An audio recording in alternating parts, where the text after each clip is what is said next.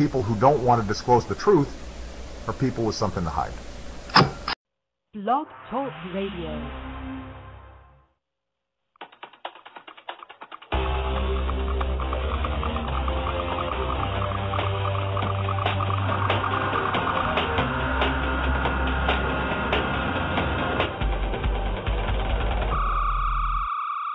Welcome to another edition of Deep Earth Bunker Radio with your hosts, Dixon Troyer, executive producer of Pyramid Films, Rob Reynolds, operation manager at Deep Earth Bunker, and Scott Bales, owner of Deep Earth Bunker and host of Doomsday Bunkers. Each week, Deep Earth Bunker Radio explores all facets of personal property protection, individual and family survival in the midst of civil unrest, weather-related catastrophes, or government oppression, and how to bunker down and select exactly the right bunker and provisions. And you'll hear discussions on the latest national and world news stories involving UFOs, HAARP, government control, and food and water shortages. If it's relevant and news, you'll hear it here. So press on your earbuds and join us for this week's timely and interesting discussion. Deep Earth Bunker Radio is on.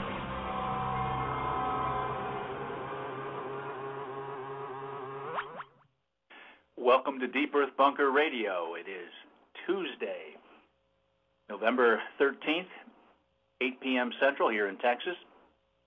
I'm Rob Reynolds. I'm with Dixon Troyer. Dixon, what do we got going on tonight? Well, tonight, you guys, we got Dutchsinse on. We've had Dutch out there. We got a really full chat room. I'm sure you guys, there's a reason for that. There's a big following for Dutch, but I think we got some really good groundbreaking news in many, many different categories tonight.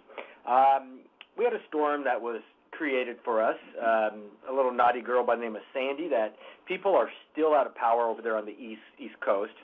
And Dutch has got proof that that storm was guided, partially created, and moved and tested, and it's by our Air Force, the Air Force Weather Weapons System.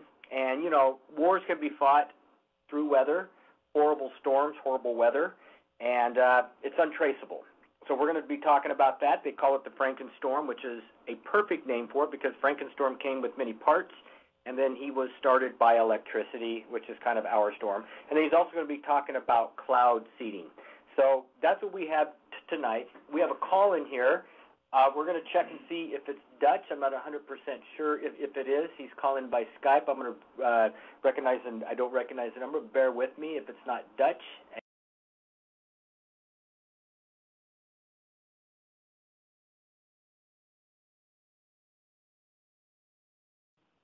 People, because we on? All right, guys, we are going 100% here because Dutch, I wasn't quite sure. It's the Southern California number that showed up, so I wasn't quite sure whether that was you or not. Well, Dutch, welcome to the show. I was filling them in on the fact is that we got a lot to talk about, geoengineering weather. You got some groundbreaking news, plus we got some explosions that are going on around in Indiana as well as in Louisiana, and some serious politics going on and some serious masking. So, everyone, Dutchsinse. Dutch, take her away. Well, thank you for having me on again, and I hope you guys can hear me loud and clear. I'm on Skype, and that's probably why it's showing up as a Southern California number. I'm in St. Louis, Missouri. But, yeah, lots happened since the last time I've been on. Of course, we had the elections and the whole sham of that, and then right after the elections, then you have a stepping down of Hillary Clinton and Petraeus, and now we've got a sex scandal to keep us all occupied while everything else in the world is happening.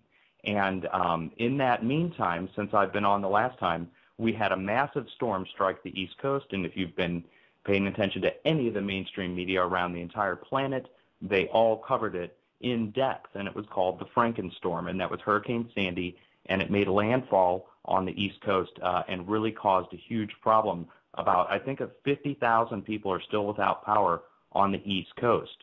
It's actually 10 times more of that. It's about 500,000 still. Really? Yeah. Oh, wow. Okay, well, that's just, it's terrible how many people are still, we're talking weeks later here now, and to top it off, then you also have other storms that have come in the meantime. They had snow, and they had a borderline nor'easter come in. So it's been a real hot mess on the East Coast. Now, I don't know if you caught it, but Chris Matthews on MSNBC saying he was so happy that the storm hit the East Coast that it helped influence the election and get people to pay attention to what the government is doing and what they can do for them.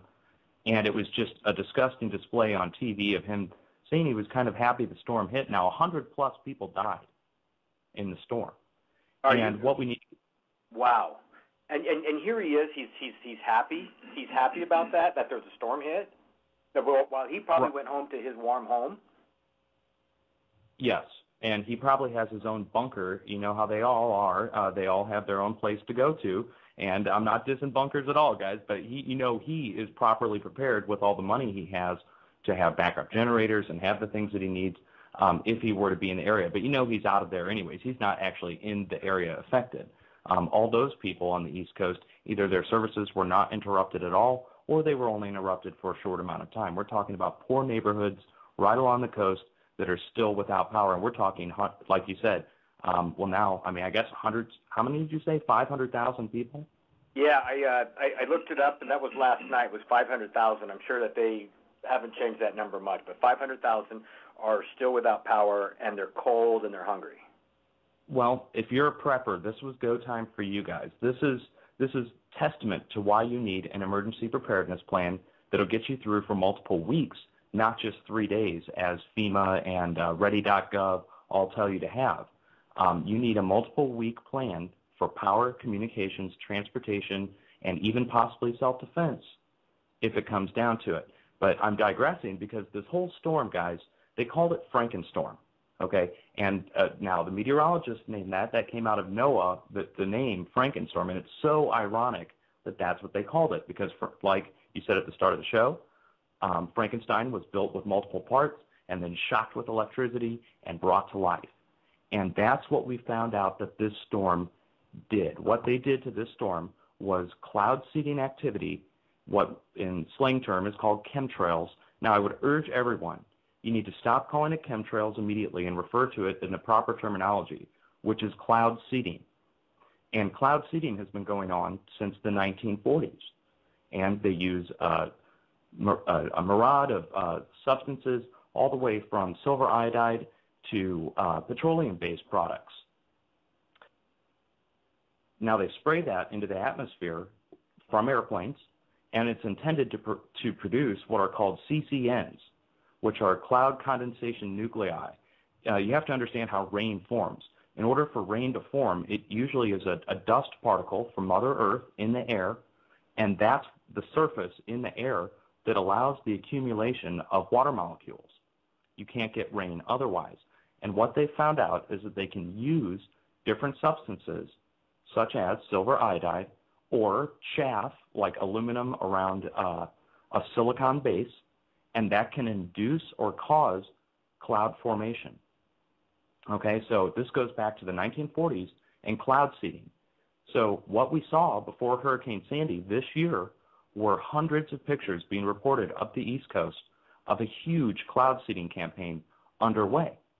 And if you're questioning as to whether or not this is actually for real, you can just go type in 2012 cloud seeding on Google, and you'll find government agency after government agency from the West out in Colorado and Nebraska all the way to Australia and New Zealand, where each government is paying for cloud seeding activities to take place to induce or sometimes to mitigate rainfall. Okay, now this is just one piece of the puzzle. So we know for certain via video and picture that there was a huge cloud seeding campaign that was done up the East Coast before Hurricane Sandy, the Frankenstorm, came on shore. Now, what we discovered is something phenomenal, is that the hurricane itself was pulsed with high frequencies, and we documented that from multiple government institutions and radar feeds showing that it indeed was pulsed with high frequencies from a ground-based station in North Carolina and what appears to be coming from near the area of Arecibo radio antenna, which is a ground-based heater, a large antenna that's now involved with the HARP project up in Alaska. Okay, so I'm not saying HARP in Alaska is causing this. There's actually a beam that comes from the direction of Arecibo that goes into the center of the storm before it goes up and makes a left-hand turn and makes the landfall right north of the pulse from the ground base station in North Carolina. That is close to the shore, or is that where it's all originating from then? Correct. Now, for me to explain this all to you, I have to give you guys a huge rundown in how far back this goes. This goes back all the way to the late 1800s, early 1900s, and Nikola Tesla. Now, Dixon, before you and I were talking, before we got on air, and I had to go look up a little bit more on Nikola Tesla. I wasn't certain when he had passed away, and his predominant of his work was from the late 1800s into the early 1900s, is when all this groundbreaking technology was discovered by Nikola Tesla. And he died in 1943, and everybody had basically discredited him and written him off as a quack scientist. And now what we found out, he's the most celebrated scientist this century, and most of his technologies now are being developed, such as wireless energy transfer. Now that plays in with HAARP and these ground-based systems that I'm talking about here, like Arecibo and ground-based NexRad radar systems, okay? All of these systems all fall under one big umbrella, and that would be frequency projection, okay? And what we've come to find out in a series of PDFs and documents from the U.S. military is that the U.S. Air Force has come out with a projected, a place where they want to see themselves in the year 2025. Now, this is a well-known document. It's called Owning the Weather by 2025. It was like a 30-year plan, wasn't it, Dutch? Correct. It was, you got to figure in 1995, someone came up with the idea that we need to figure out where we need to be in 30 years. So they developed 2025 as a goal where they want the Air Force and the military to be by the year 2025. And one of the main goals is weather modification. You'll come to find out, they developed flow charts and huge PDF. We're talking lieutenant colonels and generals writing papers on the subject, and it all boils down to one thing. For weather modification to occur, we're talking frequency weapons.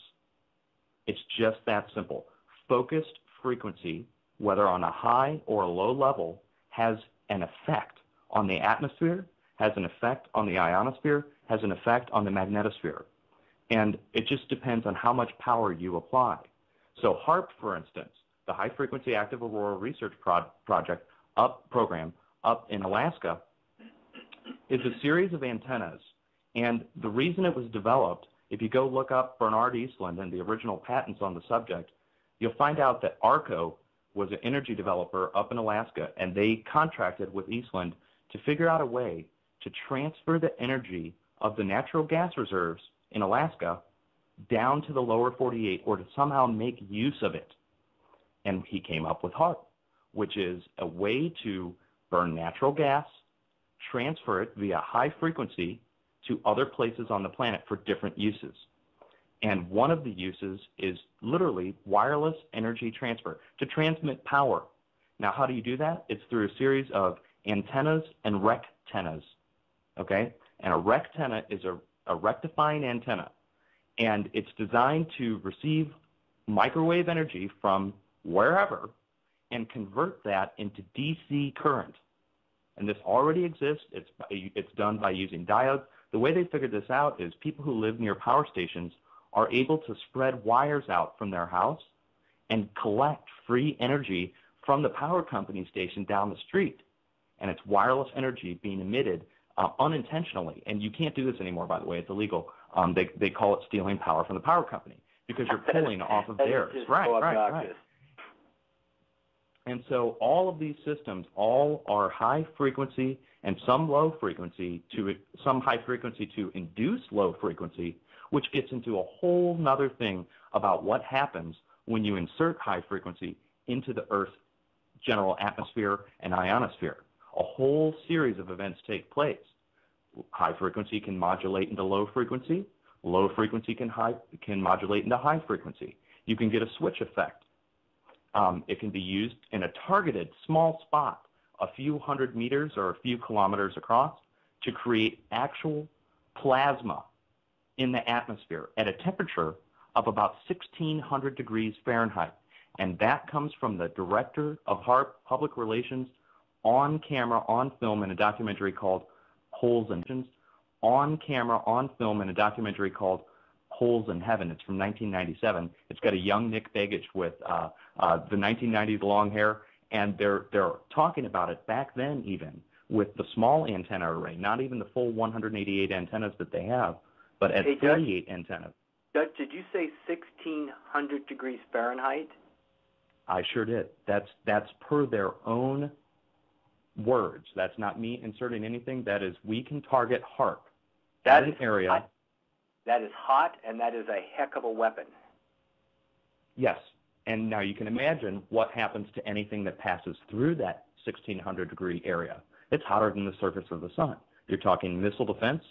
You're also talking the rapid heating of an area, and we know what happens when you heat an area that's cool.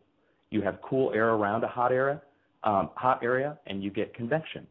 And that, I believe, is what is inducing, this lends into my own NEXRAD radar theory, which is NEXRAD radar is a ground-based system that's capable of targeting high frequency at an area in the atmosphere or ionosphere. It's the same thing as HAARP. It's just a matter of power. HAARP is 1 billion watts. NEXRAD radar is 750,000. The frequencies match. HAARP pulses from 0 to 10 megahertz.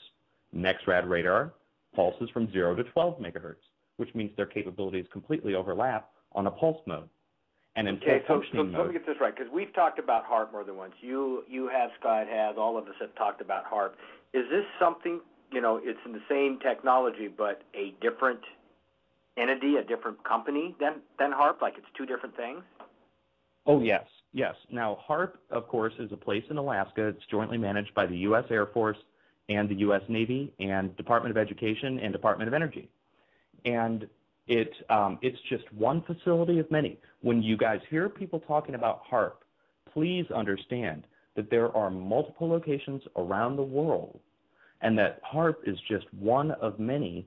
And so when you hear somebody referring to HAARP a lot of times, what they'll actually be referring to is a type of technology, which is high frequency from a ground-based station, usually antennas, sometimes dishes, but it's intended to influence the atmosphere or ionosphere with frequency. So the Russians have their version of HAARP. They have multiple versions. For every version we know about, there's probably one or two that are hidden far away or well disguised. And the Russians have one called, I don't even know if it's in operation anymore, but it was picked up by ham band operators. It was called the Russian woodpecker. And ironically, the Russian woodpecker operated on the same frequency that the human brain functions on. Just ironically. And so you've got to ask yourself, what are the intent of these weapons? If you look at the work of Nick Begich, he has made the full discovery, and I think he has proved it almost 100% now, that HAARP, or devices like HAARP, can be used for mind control, or at least to influence your mood, to make you happy or make you sad. That's just one possible aspect. It sounds so far out there, but yet these are the researchers who broke all the information in the 90s, who are now coming out and telling us this is something that it can do. This is something we're worried about it doing. And of course, weather modification is something that everyone wants to do, whether you're a third world country or whether you're Russia or the United States or China. China has their own HAARP. It's called the Meridian. And it does the same thing. They have multiple stations. And the whole game that's going on right now, guys, is a future war. It's a frequency war. And that ties in with the explosions that have happened over the past few weeks. And you mentioned it. The explosion that happened in Russia, it was a huge, massive explosion a month ago. Then the same week as the explosion in Russia, mysteriously, we have a bunker that explodes in Louisiana. The United States does. Followed by then another large explosion in Russia, followed by another large explosion now in Louisiana last night at the same bunker complex that exploded last month. Now, and then there was something in Indiana, or is that a separate thing, Dutch? Oh boy, Indiana, guys. Okay, here we go. I mean, this. Wait, are we going to Indiana? Are we going there? Well, we can't. We can. This goes on the realm of conspiracy, which is the house or series of houses, 2 houses that blew up completely, obliterated in Indianapolis, Indiana, 3 days ago.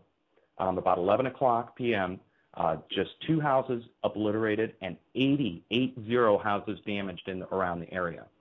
Now, they said that at first, no natural gas detected. No blowing natural gas, no released natural gas, nothing showed up. For a day and a half, they said they didn't know what it was.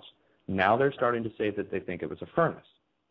But if you go look at the person that died in the explosion, it just so happens that he's a radio frequency expert, and that's what we're talking about here is radio frequencies.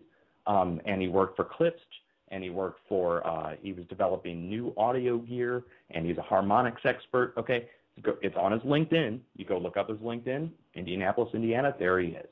And so what are the chances that a frequency expert would get destroyed in a massive explosion? It's just too strange at the time that we're going on right now, and we haven't even touched on earthquakes. But this is another aspect. Dutch, what you were saying is like Harkin or whatever entity is the Air Force, weather weapons system, they can make a beam that's 16,000 degrees, 1,600 degrees Fahrenheit, which is very hot. You can direct that. You can aim it right at this guy's house. It can make the house explode because this house was splinters. It was exploded, and the house next to it. It's an easy weapon. Hey, we want this guy out. We're going to kill him with his own technology. Boom. That's just an educated guess for me. I mean, how did this house just all of a sudden be pinpointed and exploded, you know? Hey, before we go any further, just for the people that are not aware of the latest news, can you describe you mentioned a bunker complex in Louisiana? We're not talking about the sinkhole, correct? Correct. We are talking about a place in Shreveport, Louisiana, which is in the northwest portion of Louisiana. Now, this is completely removed from the Bayou Corn sinkhole, which is in south central Louisiana. However, I believe that the 2 events could possibly be related, and we can go into that. But the bunker that exploded, now we're talking, it exploded twice now. A month ago, massive explosion felt in Texas, Arkansas, and throughout the entire state of Louisiana from this complex. They first tried to blame it on a meteor, okay? And then they came back with the bunker exploded, and they didn't give us a reason why.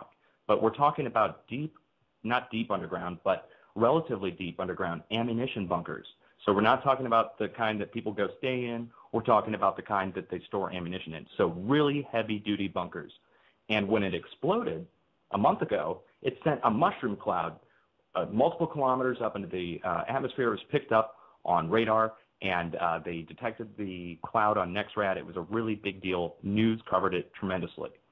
Last night, on the 13th, or the 12th going into the 13th, today, same area blew up again, different bunker. Now, I'm proposing that the whole area is moving. Now, Bayou Corn, this is a completely separate issue that I could talk for 2 hours on, guys, but Bayou Corn is a sinkhole that's formed in south central Louisiana. The reason it's formed is they've now found that Bayou Corn, the underneath side of the Salt Dome complex in South Louisiana, is being pushed up from underneath from an area called the Big Hum, H-U-M, oil reservoir. And it's rising. It's being pushed up from underneath itself by the plate. And the plate is being pushed by activity that's happening on the other side of the planet at a breakup where the Indo-Australian plate is breaking up. And so this whole movement is pushing, I believe, on the south portion of the North American craton. And so these underground bunkers where you have a large amount of ammunition stored or whatever, they themselves are being displaced. And that could indeed cause an explosion. Or the other option is that natural gas is seeping up into the bunkers since they are underground, and that natural gas is exploding. So are Those you are the saying, only options. Dutch, that the tectonic plates that are shifting through the other side of the Earth in the Australian peninsula and in that ocean is shifting, moving, and it's causing an effect out in Louisiana, pushing up the ground underneath and oil and all the reserves under there, and it's coming up through Louisiana? Yes, and now this flies in the face of modern geology. See, I think a reason a lot of the geologists aren't understanding what's happening is, or they might be talking about it behind closed doors, but we're taught that the North American plate is pushed from the mid-Atlantic rise, from the mid-Atlantic ridge. And what I've seen happen for the last year and a half, almost 2 years now, is a series of earthquakes that have built along the west coast and moved their way eastward like a spillover effect, because the plate itself, the subduction process, is unable to keep up with the amount of movement that's happening all the way on the West Pacific. And so you're seeing a compensation movement happen. Now, again, this goes back to frequency, because at the same time all this earthquake uptick is happening, we also happen to see a huge number of frequency devices being put to use. So I think there's a correlation. And then that's not even counting the sun. When you add in the additional activity from the sun, there's photon activity, electron activity, proton activity coming in from the sun. And I think that also plays in with a huge portion of the problem that we're having. There is according to Nick Begich, and this is something I just saw a couple weeks ago, that I want to say there's been a 50 million time increase on the amount of radio frequency that is being used. Wow. I'm pulling that number out of the air. I really wish I could quote him on this, but it was a huge number. The increase in radio frequency is tremendous, and I think that's playing into the earthquakes, also to the weather modification and other systems. I think they're all tied together.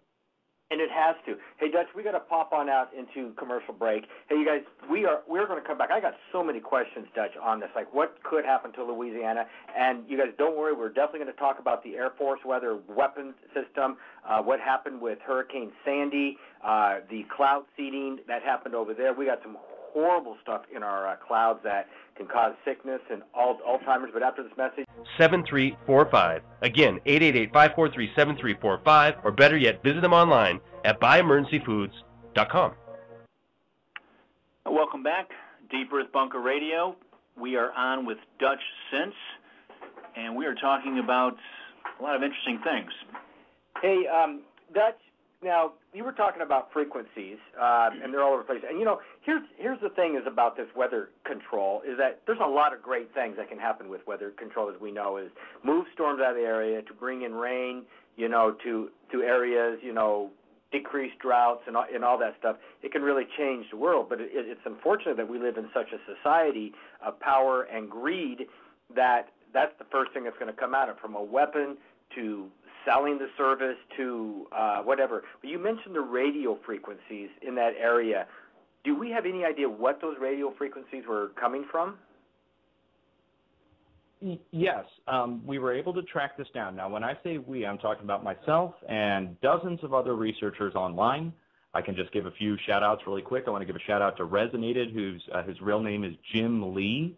And if you guys want to see any of this information, you can go to Dutchsinse.com. That's DUTCHSIN as in Nicholas, SE.com, and you'll find links to all this information. Now, I'm going to be referencing a post put together by Jim Lee, who goes by Resonated on YouTube, and him, myself, Tattooed 1009, and several other researchers have basically put together a series of documents that prove 100% beyond a shadow of a doubt that weather modification is occurring today, and it's being done with two different systems, at least. And they're incorporated inside of a thing called the Air Force Weather Weapons System. Now, the AFWWS, you can go look it up. There's all types of appropriations from the president, from Congress for it.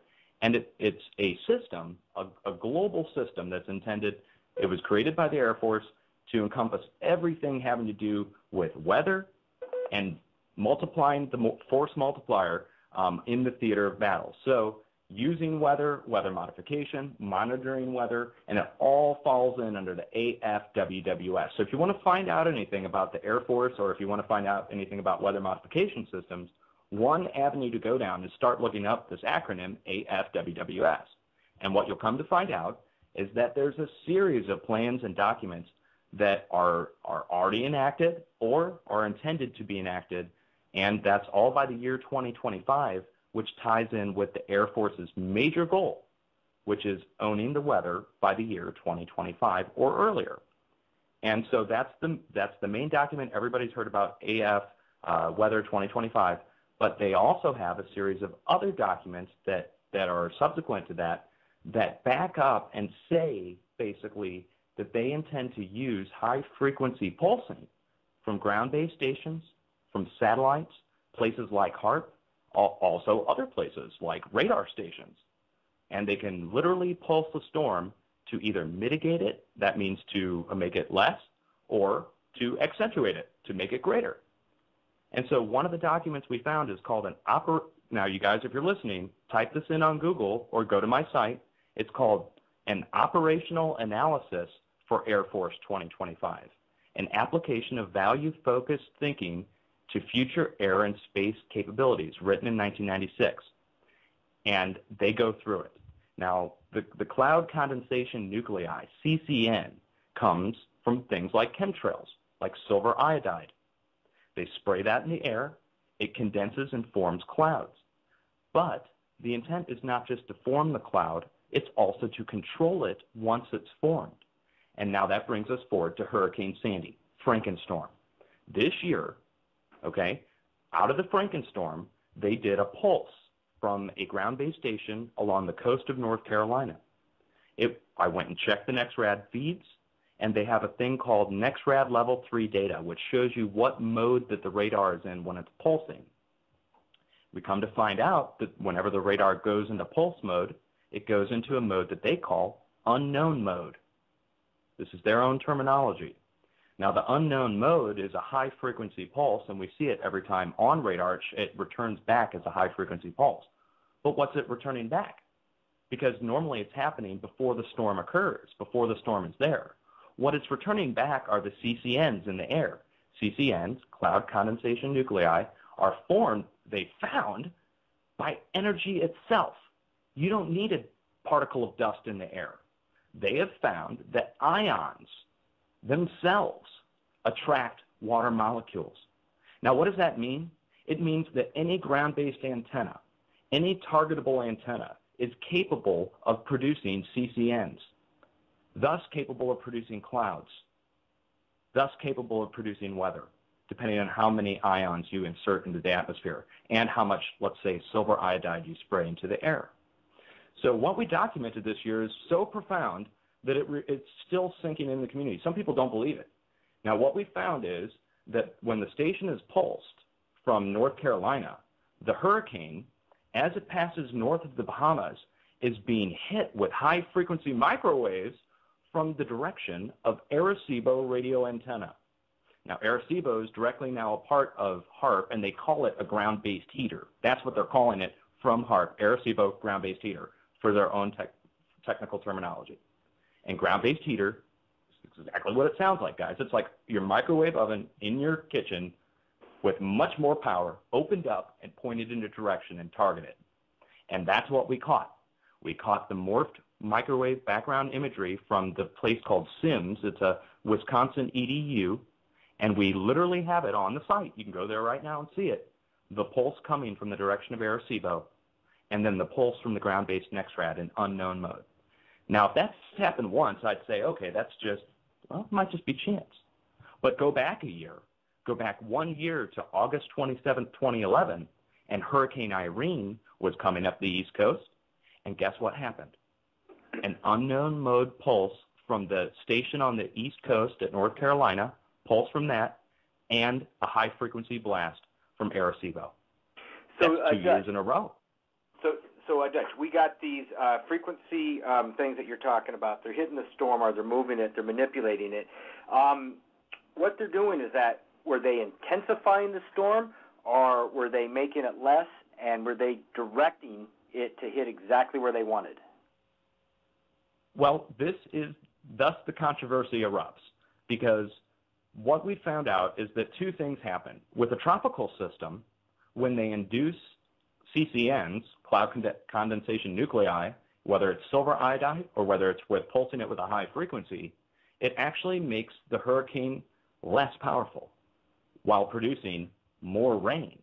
What it does is it actually produces more rain and more convection and takes the moisture out of the air, cooling it, and thus killing the hot storm center, the center that is pushing this storm, the mix. It's killing the mix with cold. Now, if you do the same thing to a thunderstorm in the Midwest, guess what happens? The opposite. A massive storm forms. You get a huge convection uprise, and you get tornadoes, and you'll get hail, and you'll get severe damaging winds, outflow the whole bit from the same thing. And so it has two different effects on using the same system. And now they would deny that they're even using the system, guys. This is where we're at from the officials. The officials deny that any of this exists. Yet, I myself and dozens of other people have watched a return form on radar in a clear day. Now, what that means to me is it's plasma forming. It's reflection off the chaff in the air. The small particles that are sprayed out of the airplane act as a base layer that they can excite at any time. And that's why they're spraying globally. And each country is responsible for its own spraying. So you're not going to see too many U.S. Air Force planes flying over Russia doing cloud seeding, okay? But I guarantee you, Russia is doing its own cloud seeding, and the United States is definitely doing theirs. And let me just read you. Can I read you something really quick? Yeah, well, before you did, I just want to point out is that these are experiments being done on us, too. Us, Americans. They have to keep it on their own soil. So Russia will do it on their people, and the Air Force, the United States Air Force, will do it on us. And that's really the crappy part of this whole thing, Dutch. It really is. But go ahead. I just needed to say that. Oh, you're fine, and I'll keep going forever if you let me. So, but what I just want to read you guys something just to drive it home that this is really sponsored by our government and how deep it goes. I'm on a site called www.license.state.tx, okay, .us. It's a state licensing and regulation department of Texas. And the title of the article is called Harvesting the Texas Skies in 2011, a summary of rain enhancement, quote, cloud seeding, in quotes, operations in Texas. And I'll just read you the first paragraph. Texas has a lengthy history of using cloud seeding to lessen the impacts of periodic, often severe droughts. Numerous, quote, rainmaking efforts, quote, sprouted during the epic drought of the 1950s, and some continued into the 1960s, giving impetus to the Texas legislature to adopt a law in 1967 governing the use of weather modification techniques. In ensuing years, both the state and federal governments provided funds for both cloud seeding research and assessing the impact of commercial weather modification projects. Now, they go on to list all these different agencies. They're aquifer authorities, water authorities, people, companies. They're all paying for this cloud seeding, this CCN generation, spraying small particles into the air to produce rain. And they found that not only can you do that by spraying, you can also do that with frequency. And that's where the government comes in, because these ground-based stations just so happen to be placed around each major city. So each major city is covered by, let's say, a NEXRAD radar, which is capable of targeting and producing the appropriate plasma heating in the atmosphere to produce ions that thus can produce rain. It's just so simple. It's microwave energy broadcast into the air. Now, why would we ever have a drought? Ever? If this happened since the 50s, why do we have the big drought in Texas, in Nebraska, in Oklahoma, and this hot spell that we have? Why would we ever have a drought, Dutch, if we got this technology? This is a huge story in itself, which you're going to have him on Thursday, Julio Rosseo, who normally has a radio show on the Rense Radio Network, has uncovered a series of documents showing that weather mitigation was engaged in this past year, 2012, in Kansas, Nebraska, in the grain belt, that they were stopping storms. And you got to ask yourself, why would they be stopping storms when they can make it rain? And that is a good question. Maybe they have found out something about weather modification on an official level that they don't want to do it unless they have to. Maybe they are starting to realize that weather modification is bad, and that if you make it rain all the time, that takes it from somewhere else, and that then means someone else is going to have a drought. That's a good question. It needs to be answered. The authorities first need to be confronted, and to confront them, we need to use the documentation and the terminology in a proper way. If you guys go and you start talking to if you write a letter about chemtrails to your governor or governess, they are going to throw it in the trash can, because the proper terminology is cloud seeding. Scientists will laugh at you and say it doesn't exist. When you say chemtrails, they say, it doesn't exist. If you say cloud seeding, oh boy, you're going to get a response, or you'll probably get some obfuscation, because what we come to find out is silver iodide is bad for you. They'll tell you that they haven't done the study. That's definitely something that I wanted to hit on. It was really well known with Sandy and the clouds, that were coming in. You could see the seeding going on, the cloud seeding. You can see it going on. I think you were saying it's the silver iodine. What does silver iodine do to it? I know that the aluminum that they put in the clouds, that causes Alzheimer's and all kinds of other things. But what about the silver iodine, Dutch? Well, this is interesting. They'll tell you, if you go look up effects of silver iodide, there's a material safety data sheet on silver iodide, and they will tell you the material safety data sheet does not apply. It's like one of the only times when you can just disregard a material safety data sheet, right? If you really think about the absurdity of what they're saying with silver iodide. But they'll tell you that they have not done the appropriate studies to find out what the actual effects are. But in the same paragraph, they'll tell you that there are no negative effects. It's double talk. It's the craziest double talk. Silver iodide can cause cancer. Silver iodide is a heavy metal. It can cause problems in your respiratory system. It's bad for plants, bad for animals. I guarantee you wouldn't want to breathe a concentrated dose of silver iodide in the air. So this is being done. They'll do it for the Aquifer Authority so they can sell you more water. They're not concerned about what it does to your lungs. Yeah, and this is what I want to point out. That hurricane that came in was seeded with silver iodine, and then it came in at 100 miles an hour and pelted it into our systems, into the people, into the coast, into people's houses, into their life. It's not only just in the clouds. It came in at a roar. And, there's definitely going to be some effects on this. And we may not see them today. We may not see them tomorrow. We may not see them in a year. But I tell you, you got to start doing your studies right now of the people that are on that coastline and see, the effects, the more cancer cases, the more multiple sclerosis, more Alzheimer's, more Parkinson's disease going on. I'll guarantee you it's probably going to happen. Hey, just one comment. With these beams that we have been able to see coming from North Carolina and HAARP in Alaska, have there been anything coming from another country? That's a very good weapon-type beam. That's a very good question. I do not know of any documented evidence showing beam attacks from other countries.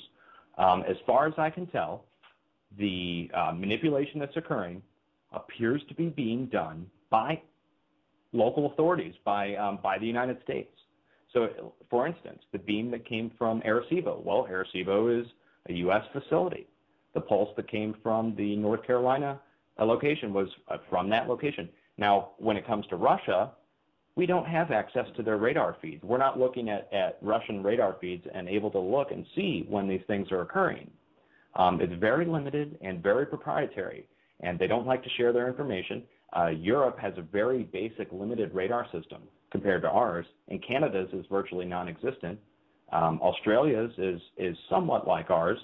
You'll see, actually, in Australia, you'll see the Australian bases and the Australian Weather Service do roughly the same things that we do with our systems.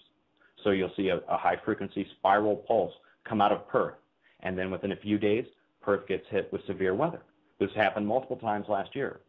One thing I would like to mention that I didn't mention before, which is there is a website called climateviewer.com.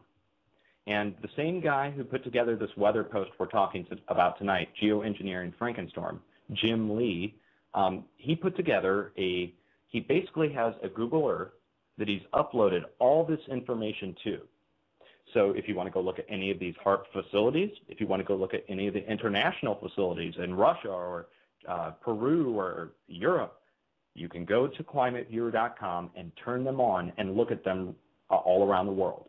So everything I'm talking about here, including the high-frequency pulses, those have even been uploaded to a Google Earth 3D format, so you can see where these pulses occurred, when they occurred, where they came from. Hey, everything I'm telling you, is that going to piss off anybody? I mean, this information's getting out there. It's obvious that they want to keep this quiet, controlling the weather, causing things like Hurricane Sandy. How many people died from that? How many people are in the cold weather? They want to keep it hidden, but then there's things like climateview.com. You can go and find PDF files and stuff. Are people getting ticked off or bummed or knocked off or anything like that? Yes. I personally believe that, for instance, climateviewer.com has been under, he's been under several domain attacks. This is per him directly from Jim Lee, the creator of ClimateViewer, that he has been under several attacks recently. And you know my story. I've been attacked from trolls, people come to the door, threatening phone calls, threatening my life. And, of course, then, you get the added benefit of site visits. All of our websites keep track of who comes there, guys. I mean, if we have Site Meter on our account, it tells us like a basic information like IP addresses and locations and stuff. And I've noticed on my site personally, since I posted the geoengineering Frankenstorm site, I've had Northrop Grumman come on my site. I've had Department of U.S. Naval Laboratories come on, all onto that post. And so they're definitely interested. CDC, they all came on at once like it was some kind of conference call. And so, they are taking notice. Now, 100 people died. We're talking about Hurricane Sandy. We're not even talking about last year's Hurricane Irene, which was also pulsed the same way and cloud seeded the same way. The cloud seeding is undeniable. We have pictures of it. The pulses are undeniable. We have screenshots of it. The timing is undeniable with the NEXRAD radar going into unknown mode. Okay, we have it all documented in this post. And what it all leads to is one thing, guys. When they called it Frankenstorm, they were not joking. Chemicals, shocking it with electricity, and what did it do? It went right where they wanted it to go. It went right north of the pulse. The pulse from North Carolina, look where it made landfall, right north of there. And I'd say that's not a coincidence. 2 years in a row to have both hurricanes be pulsed in the same manner and come ashore the same way. It's not an accident. It means that someone somewhere is legitimately doing this, and unfortunately, there are side effects, one of which is 100 dead people on a storm that could have been moved the other way, if you ask my personal opinion. If I was in control of these systems, I would be pulsing it from the opposite direction. I would turn off the NEXRAD at North Carolina so that there is no pulse created, because the pulses attract storms to the center of the pulses. We've documented that 100 times now. So I would turn off the NEXRAD, and I surely wouldn't pulse it from the east. I'd pulse it from the west to create a convection the opposite way, to send it out to sea, if I was in control of the system. Yeah. But somebody else is. Yeah, and you know what, hey, we're going to bump out into commercial again, but this is where we're going to start from, is the storms, and why didn't they push it away if they got the technology, and then why did they make it stronger and have a direct hit? Because Amazon Fresh. Fill your cupboards, not your schedule. Visit AmazonFresh.com.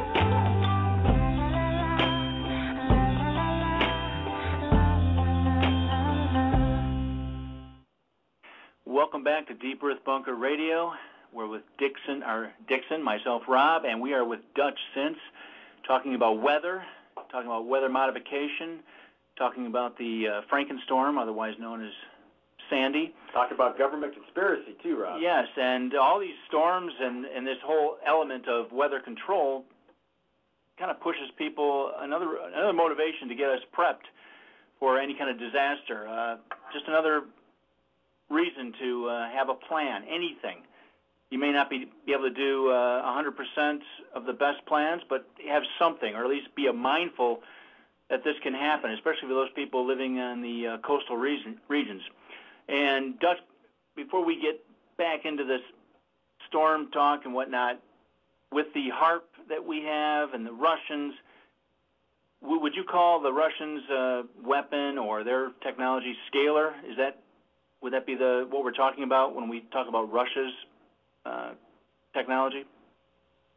Well, we have to go into a little bit of history on Russia and how they ended up beating us to the punch, not only with the space program, but also with frequency. When the United States rejected Nikola Tesla, and they did, it goes back to a whole feud between Westinghouse, and it's a long story with Tesla and what happened with his inventions. But long story short, a lot of the inventions ended up in the hands of the Russians at the start of the century. okay? And what they did was they believed him, basically, and they went and developed that technology over the course of many years, and Russia beat us to the punch. The reason we built HARP and the reason the Europeans built ISCAT is because the Russians had already developed, for instance, the woodpecker signal, going back and beat us to the punch on that, which is as far back as the 1980s, let's say, there has definitely been documented evidence that the Russians have been engaging in weather modification over the United States. There's a guy by the name of there's two guys, but one guy, Bernard Eastland, and... You there, Dutch? Hello, Dutch. We can't hear you. All right, hey, Dutch. We're not able to hear you right now. Hello? Okay, there you are, Dutch. You're back.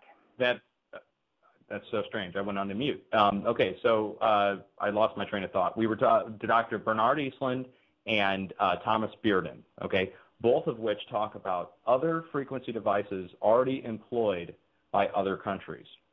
And Thomas Bearden in 85 talked specifically about inducing large-scale weather events, earthquakes, volcanoes, and that was from the Soviets' use of the woodpecker signal in conjunction with other transmissions. And this is the problem, is we don't know half the locations. The only ones we know about are revealed to us through the system. Same with all the PDF information. All the information I'm bringing you tonight, guys, is information that's either been provided by a respectable institution or by the military itself.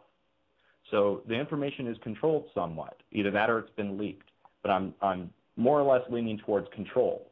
So they're letting us know certain things that exist, and while at the same time there's other things that don't. Now that goes right into scalar. Okay, scalar refers to a type of directed energy weapon that's induced from 0-point vectors.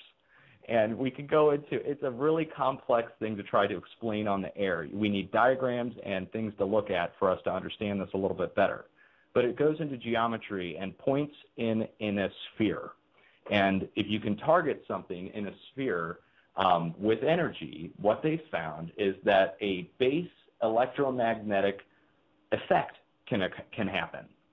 And they found through the use of multiple frequencies, the Russians specifically have found that you can produce earthquakes, cooling of the atmosphere, heating of the atmosphere, and this all goes back a long way. And then enter the United States into the mix, and we move forward to the 90s when we build HARP. And HARP is just a glorified version of everything that came before it, only with more power. And strategically located, no less, right along the ionospheric currents, VLF, and right up at the North Pole, so they can have maximum effect around the planet. Well, they're right next to Russia, too. So, Russia's always been our Cold War enemy. It hasn't been so much in the last couple of years, but, it's pointing right there at Russia if it needs to. It's definitely right next door.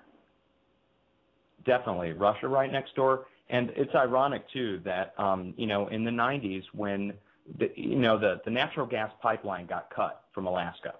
Okay, they're not building it. They were going to, and it became a big stink, and they decided not to do it. Well, you got to ask yourself why, and now we know why they cut it, because they don't need a pipeline to transfer that natural gas down here. They'll transfer it via energy and use it for everything under the sun. Hey, I want to back up and ask you that question. You were mentioning that they can take natural gas, and is it kind of like beaming it like on Star Trek? Is that what you're saying? Are they like transporting it through the energy? Yes, what they'll do is they'll take natural gas, put it through a generator, okay, use that power from a generator to generate a microwave frequency that is bounced either off the ionosphere or to an airplane or, let's say, to a spacecraft up in space like the X-37B, okay? And they're able to wirelessly transmit that energy via microwave to a device that's called a rectenna, R-E-C-T-E-N-N-A.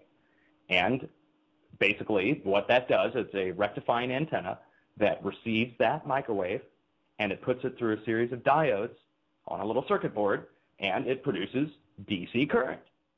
And then you turn that DC, you have a converter, and you convert the DC to AC, and there you go, you could power your cell phone, okay?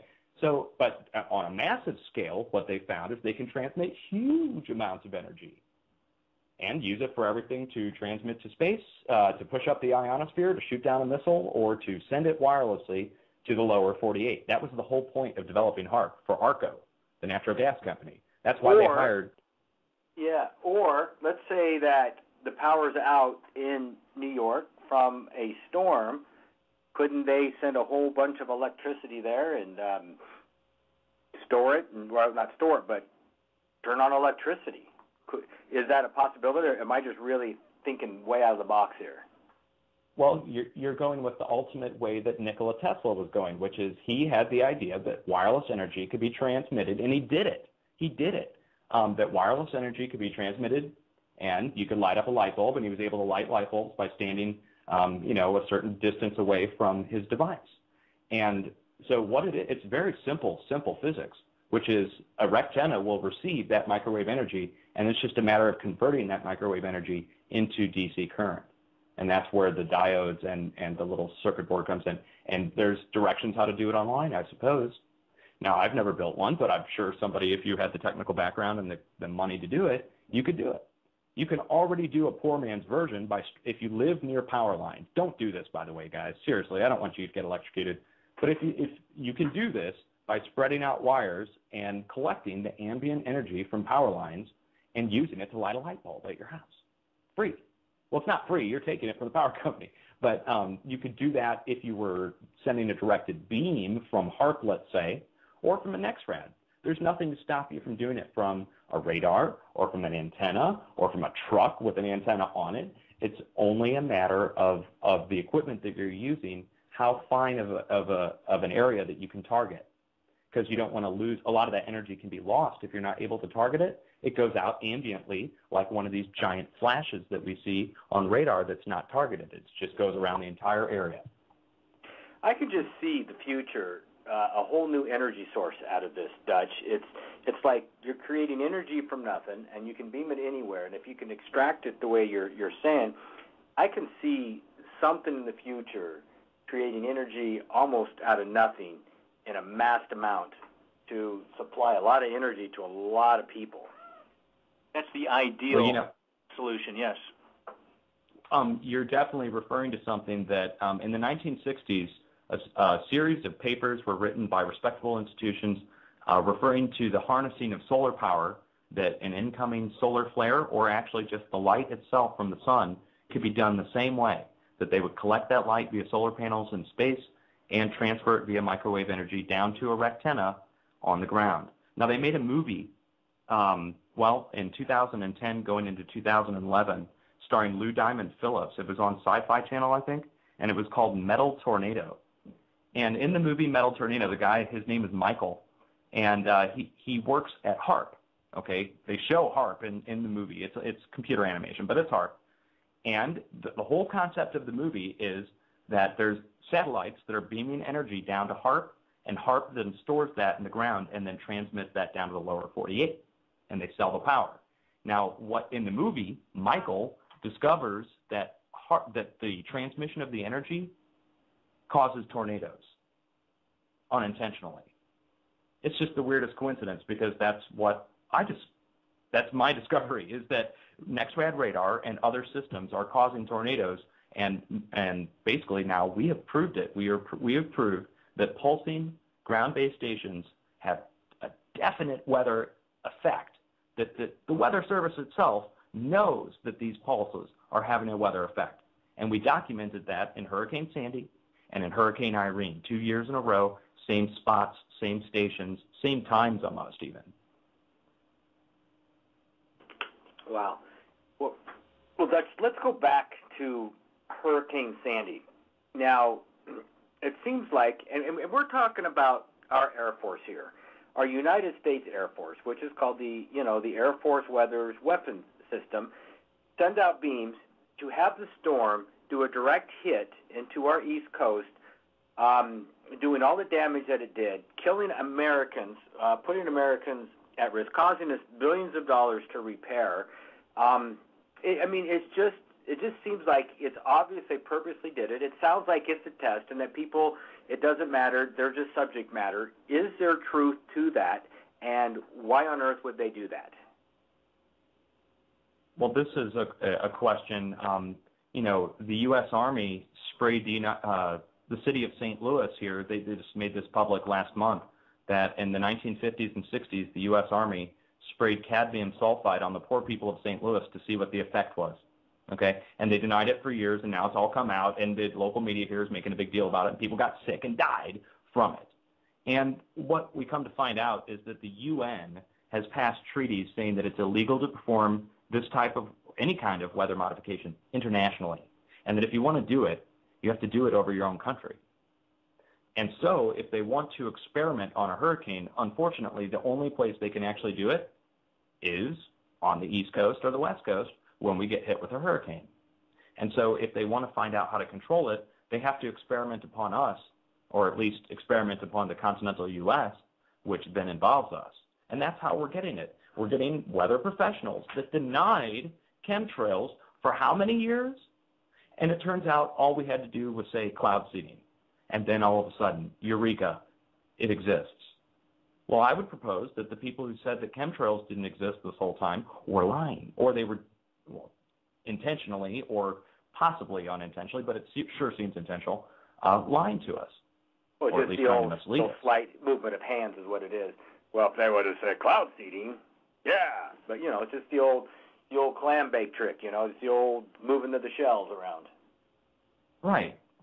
And that's just one aspect that we can prove is a negative. So you can prove silver iodide has a negative effect on people. You can prove silver iodide or aluminum has a negative effect. Now, we didn't even touch on aluminum, which is what is aluminum doing in the mix, guys? When we come to find out that aluminum is showing up in all the water, even up on mountaintops where there's no pollution coming through, okay, that the aluminum itself is part of the military's use for cloud seeding. There's two different things going on. There's National Weather Service using silver iodide to produce CCNs, cloud condensation nuclei, but then there's also another type of cloud seeding that occurs, and that's cloud seeding with aluminum chaff. And aluminum chaff, if you go on YouTube, for instance, and type in aluminum chaff weatherman, you'll find a few National Weather Service weathermen on their nightly broadcast, like in Florida, down by the Naval Air Station. They'll show a big blinking, what looks like a storm coming over Key West, and they'll be on the air saying, now folks, don't worry, this is not a storm coming. This is actually what they call military chaff. This is something they spray out of the back of airplanes.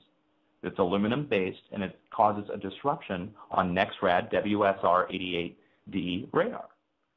And it's designed solely to do that. It's designed to cause a problem on radar for ourselves and for the enemy to hide whatever they're doing with airplanes or ships or ground movement or whatever. And so the aluminum shows up, and now the aluminum presents an interference pattern. It's just like what happens when you put a piece of aluminum in the microwave in your kitchen. Don't do this either, because what you'll find is when you put aluminum in the microwave, that it sparks, it arcs, it heats up, it'll burn it, and if you put enough in there, it'll short out your microwave. You'll have a huge problem. And so they found that when they spray a minute amount of aluminum in the air, when you hit it with high frequency from the radar, guess what happens? The same thing, only instead of big sparks and arcs, it happens on an invisible level. It's an interference pattern. It's heating that occurs.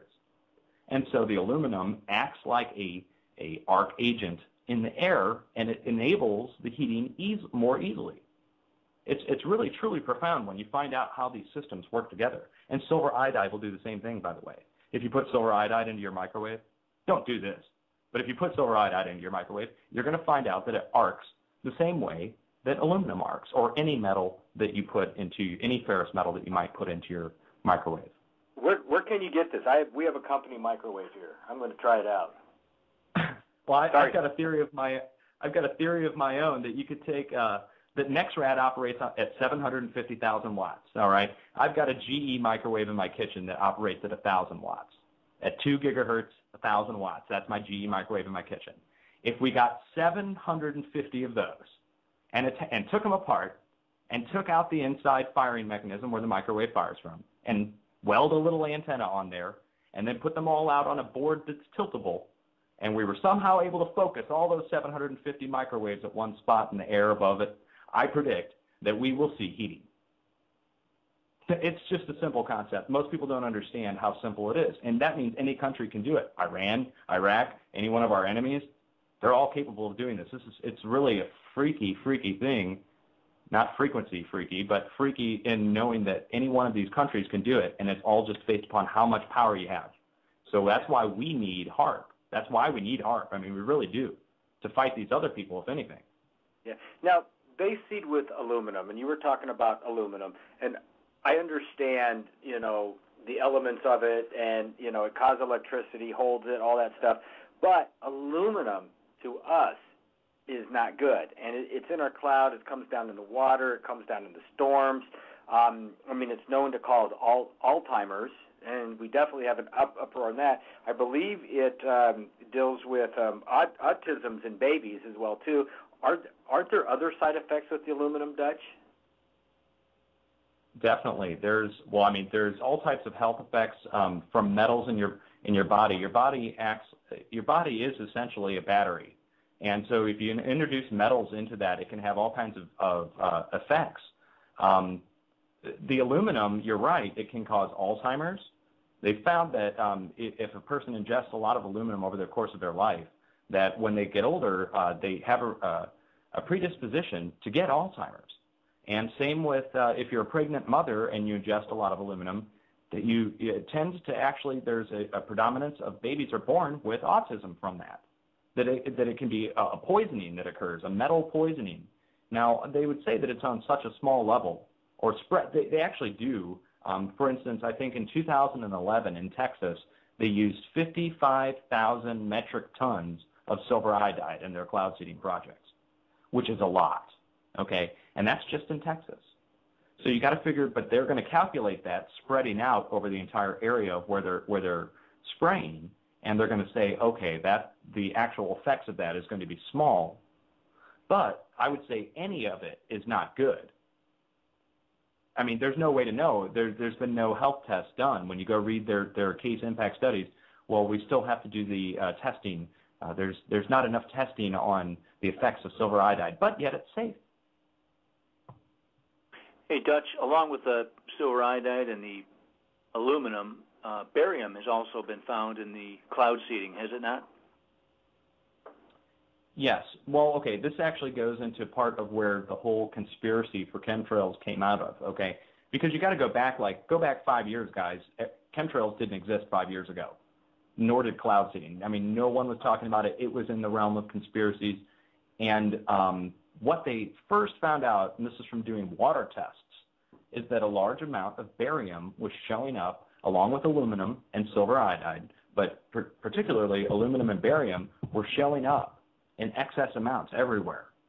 Now, barium it could easily be called bar-ion, which could be described as a plus and a minus magnet, because barium itself acts like a regular magnet. And so it aids in frequency propagation. It makes sense that you could use barium, aluminum in conjunction with each other, introduce the high frequency from a station or series of stations, and that would enable the control of a cloud. Now, this is all in hypothetical stage for me, because I'm still trying to put it all together and I haven't done the experiments. But when you go read the documentation, you go read about the creation of an artificial ionospheric mirror above a ground-based station like a radar, using a rocket, shooting a rocket up into the 30-mile range, which releases chaff. This is all their own writing and documentation from dtic.mil, military website, that they have a ground-based truck. It's called the Mirage, and they intend for it to drive out, shoot up a rocket that releases chaff, which they pulse with this thing on the back of the truck that looks like a tiltable radar, a stationary radar, advanced modular incoherent scatter radar, and create a ionospheric disturbance to either intercept missiles, disrupt communication, or push the ionosphere higher. Now, this is from a ground-based truck. So the power source can't be that much. but they're talking about doing it on the battlefield. So the whole thing fits together in one big aspect, weather modification for one purpose only, and that's not for our benefit. It's as a force multiplier for battle. Anything else that comes from it might be beneficial if they're able to figure out how to do it beneficially. But right now, it's as a weapon system. Yeah, and that's definitely going to be the first thing. Like, it's weapons to controlling us to making the almighty dollar as well too. Now here's something to ask is like now we kind of know the facts. We know that there's weather control going on. We're going to talk again with Julio about this on Thursday. We know Hurricane Sandy was seeded. It was seeded with silver iodine. Is that there was pulses that came up from the United States to direct the weather into a direct hit, so that their experiments can work well and they can, high-five each other like, boy, that sure was a good one. Now, the thing is that we, as Americans that are tired of getting walked on by our government, what can we do? Well, one thing, the great thing that Dutch is doing is that he is telling us the story. He's putting himself out on a limb to risk it. That's step number one. We as people have to tell as many people as we can. Tell them to download this program and listen to it, or just you guys tell them yourself. Download the program is easy to do. But then the next thing is that I think with masses and numbers, if you guys want to, and this is not something I recommend, but start writing your congressman saying, like, we know that you guys are controlling the weather. Even if they trash it, they know that we know. And that's going to make them more skeptical. Now, weather control can be a good thing. It can be. Droughts, all that stuff, unless it takes it from somebody else. I just say, well, if it takes it from somewhere else, just change the weather there too. I don't know. But what I'm saying is that people, we got to get the word out there, and we got to stand up. And we got to get more and more people educated in this. I know it's far out. This is a far out concept, but Dutch has done his research, and he has looked into this, and he laid it out in very simple layman's term, is that we can understand it. And we cannot just sit here and let this happen. And, let's just do it for the people that had their homes destroyed and killed on the East Coast. These are our Americans. These are our brothers and our sisters. Dutch, do you recommend anything about what these people can do to get the word out or to attack the people that are doing this to us? I can have a few suggestions for everyone.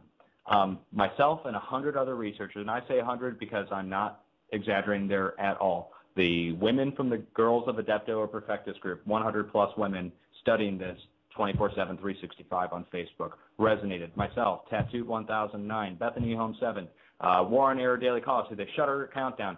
Okay, we've all gone to the great lengths to try and provide the data necessary for someone who's in a position of power to make a difference. Well, it's 2 years later, and nothing's happened from that angle. So what I'm hoping now is that the information that's being provided to you is being provided in a way you can come over to Dutchsinse.com. I've got all the links here. You don't have to take my word for any of it. Go read it. Go read the military documents. Go read the Air Force documents. Go read the Stanford documents. It all says it right there in black and white. The frequency capabilities match for ground-based radar, ground-based HARP systems. Frequency is being used. We've documented it over and over again. Now what needs to be done is letters need to be written, phone calls need to be made of people that are not going to back down in the face of being ridiculed by, you won't even get ridiculed. Half the time you won't even get an answer because they know what you're saying is true. They know there's cloud seeding. They're appropriating the funds for it. They appropriated $40 million last year for the Air Force weather weapon system. And that's the whole array. That's the whole package. And they all tie in on a flowchart to one center point, weather modification. That's their own drawings, their own flowcharts. Use this information, folks. I can't do everything. I'm a nerd. I sit here and I assemble information. I look at radar all day. I'm doing earthquake forecast and analysis. I'm not going to be your Braveheart. Somebody else needs to be the one to take this information and go with it and use it to put an end to this practice. Now, there's good things that could happen. Gosh, we could make it rain If we could make it rain on the crops and make the crops grow, then why aren't we? Instead, we're using it for warfare or for political gain, like Chris Matthews said, which was so pathetic, Chris Matthews, to say that. Hundreds of people died in that storm. But I digress. Take the information. Use it, folks. That's what it's there for. Don't take my word for it. Research every single document. Share it with your friends and family. Next time you see a chemtrail in the sky, don't call it a chemtrail. Call it cloud seeding. Tell your friends and family about it. When you see them spraying, make note of the day they're spraying. Watch for 2 days. You'll notice it'll rain within 2 days of them spraying, usually. So this is the thing that needs to happen now is action. And I'm not talking about going and destroying ground-based stations, guys. That's not gonna do anything. They'll build more, and they'll arrest you. So the best thing to do would be to contact your appropriate representatives, send them the appropriate information, and don't back down when people disregard what you're saying or don't pay attention. Keep sending it to them. That's the best we can do right now. And that's all good. And, Dutch, we haven't even talked about earthquakes. Maybe in relation to the technology or maybe just separate. I'm not sure, but I know there's earthquakes going on all over the place. Least of which is still getting hit. Do you have anything? We're looking at anything at all to talk about earthquakes in relation to the technology? Definitely. We're looking at a huge earthquake uptick. In the last 7 days, for instance, or in the last 14 days, we've had 7 6.0 plus earthquakes, 2 of which were 7.0, most of which are on the east side of the Pacific, on our side, on the U.S. side. And the earthquake uptick in general, right after Hurricane Sandy came ashore, did you know that there was an earthquake in New Jersey? It wasn't. It was like a 4.5, wasn't it? No, actually, this is weird too. Okay, the night of the presidential debates, there was a 4.3 in Massachusetts. The night of the elections, there was a 4.3 in Utah, both of which were places where Mitt Romney's from. I don't know if that's just a coincidence. It's just a weird thing. But there is an earthquake frequency connection. Now, Dr. Brooks Agnew was a research geologist who did deep earth tomography for looking for oil and natural gas. And Dr. Brooks Agnew figured out very quickly, they hooked up a VLF antenna to the back of a truck and were looking for oil in the ground. And this was in the Pacific Northwest. And when they turned it on and drove away to go get the measurement, an earthquake occurred, a 5.0, roughly. And they were shocked, and they turned off the device, and they definitely felt that there was a very low-frequency earthquake connection. Now, this whole time I've been talking about high-frequency, right? High-frequency active auroral research project, HAARP, high-frequency pulses from radar.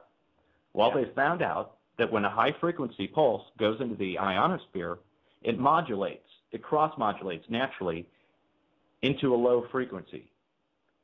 And this is a profound aspect of what goes on up in the Earth's magnetic environment, which is they can manipulate and control the Earth's electromagnetic environment using high frequency, and in the process of doing that, that makes low frequency. And low frequency, they found, causes earthquakes. Just like have you ever driven next to somebody who has big bass speakers in their back of their car? And, they vibrate their trunk, and their trunk's about vibrating off, but they're also vibrating the inside of your car. And it's the same concept that low frequency will vibrate things, okay?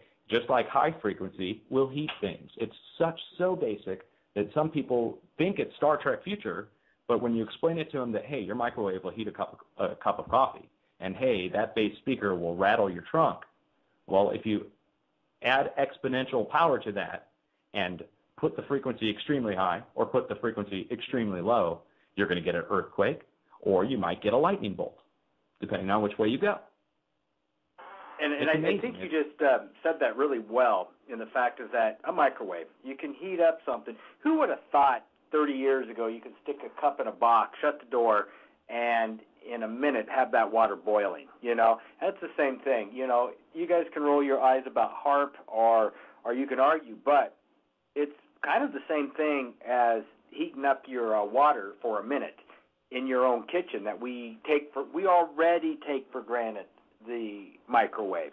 So I thought that was really well said. Well, Dutch, I know that you have to be taking off here. Number one, I want to thank you for giving us the knowledge that you do. I want to say, this is the start of a true warrior.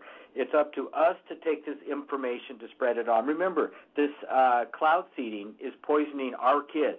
The aluminum and the silver iodine, it's poisoning you, it's poisoning your parents, it's poisoning your brother, your sister.